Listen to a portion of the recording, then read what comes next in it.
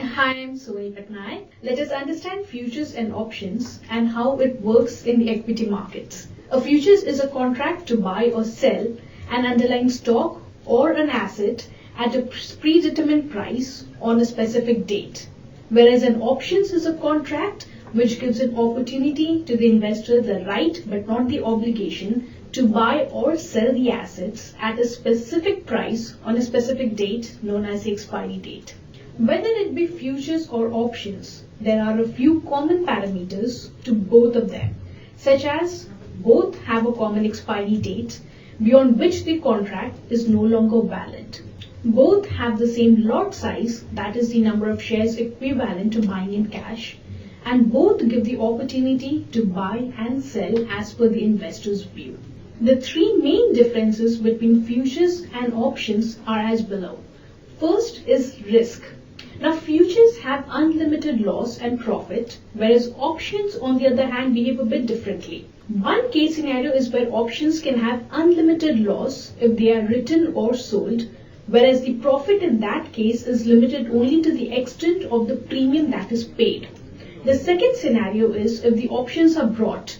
In that case, the loss is limited only to the extent of the premium paid, whereas profit can be unlimited provided the premiums move as required in the direction of the stock view. The second main difference is your investment. Whilst the margin will vary from stock to stock futures depending on the lot sizes, an average of 10% upfront margin is required to buy one lot of futures. When it comes to options, the margin is different because in options the investment is even lesser, as now we are only going to pay a quarter of the original investment, which is in terms of the options premium only. So buying of options margin is calculated as the premium multiplied with the lot size, whereas the margin required in selling options is almost as equal to the same as required for futures trading. So these are the two differences. Now coming to the third difference is very simple. It's that futures do not have any subdivisions, whereas options are further subdivided into call options and put options. Now let us understand the futures and options with a very simple example. Let us consider a hypothetical stock named ABC. And if the price of this stock is at 100 rupees, let us consider that the lot size of this ABC stock is 500.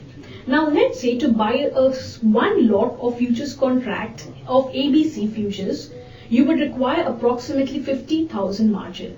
Now if the stock moves by 10 points, that is from 100 to 110, the invested futures contracts will gain 5,000 per lot. Similarly, the loss will incur if the stock moves below 100 and so on. Now let us understand the same example with options. Let's say if the investor is investing in the same stock ABC for an 110 call option which has a premium of 2 rupees, then the overall invested margin for this option premium will become 1,000 rupees. Now the break-even point as an expiry day for this investment is going to be 112, which is your 110 call strike that you bought plus your 2 rupees premium option that you're paying. So if on expiry day the stock moves above 112, your premiums will increase and therefore the gains per lot can be unlimited if the stock keeps on moving above 112 on expiry day. But the same strike on option, if it is written or sold, then your profit is going to be limited only to the premium that you have paid, which is 2 rupees. And here the 112, which was your earlier break even, is going to be considered as a level beyond which your losses is going to be unlimited. So you see the difference between buying of options and selling of options, because in buying of options, beyond 112, you were gaining a lot of profit. It could be unlimited depending on the stock's movement. Whereas in selling of options, 112 marks your level beyond which your losses can be unlimited.